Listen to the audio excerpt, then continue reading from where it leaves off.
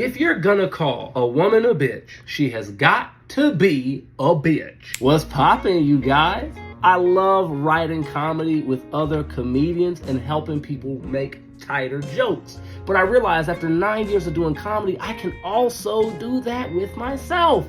So I'm gonna start watching old clips of my work, but criticizing them with my eye, trained of 9 years of playing this game. So you come with me, you're gonna help me tighten up old material, and you'll probably learn some things about comedy too. You know what to do. Let's go. Two of my friends got introduced. One of my homeboys, for the sake of this, because I don't want to put him on blast, I'm gonna just use the name Josh.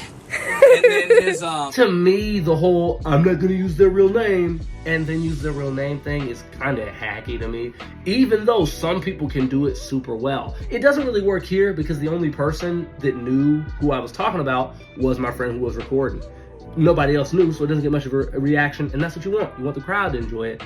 There is a comedian, Akeem Woods. I used to see him a lot coming up. He's now doing big things. He has a really good bit that he used to do. He might not even still do it, where he talked about a girl at his job, and he would use her whole name. And then later, he was talking about how that lady was getting emails, phone calls, and friend requests and had no idea why. To me, if you're not planning to go all the way like that, the audience has no idea who you're talking about. Just use the names and get to the funny part, which is the joke you're developing. and then one of my friends, this girl, Deborah. Also, I'm fake because I'm using the guy's real name, but I'm not using the girl's real name, so I'm just being fake. Yo, dude, check it out, man. Josh and Deborah, dude, they talking it up, and it's great.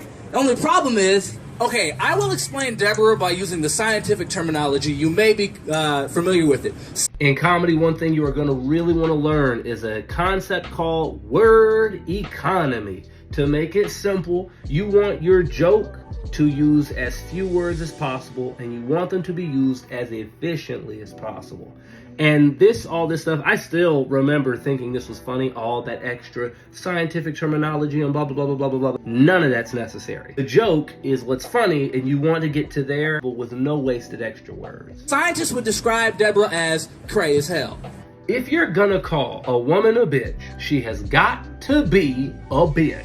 What I mean is if you're painting someone up to be the bad guy or the heel, you have to be able to paint that person in a way that you could universally have everyone agree, oh yeah, that person's a bad person. You don't want to be like, oh man, yeah, this girl was crazy, and then she's a reasonable person, but you're the jerk, because then that damages your likability. And that might be the most important thing in comedy.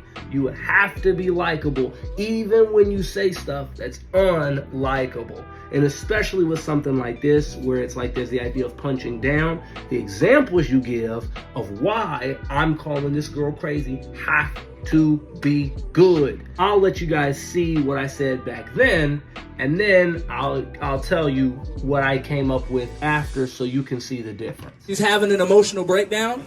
I couldn't find these socks I like. My hair didn't curl the way I wanted to. It's raining. The example I give there just kind of paints a person who's sensitive, not who's crazy, and definitely not a person who deserves to be painted negatively. Your likability can get real messed up if you don't know how to approach that. So the examples I came up with now, she's had 2 boyfriends go missing. 1 is a tragedy. 2 is a pattern on forensic files. Also, I heard Deborah cheated on a man, got caught, and then threw his stuff out on the street. How do you do both? That's like Darth Vader going, you guys are so mean to me.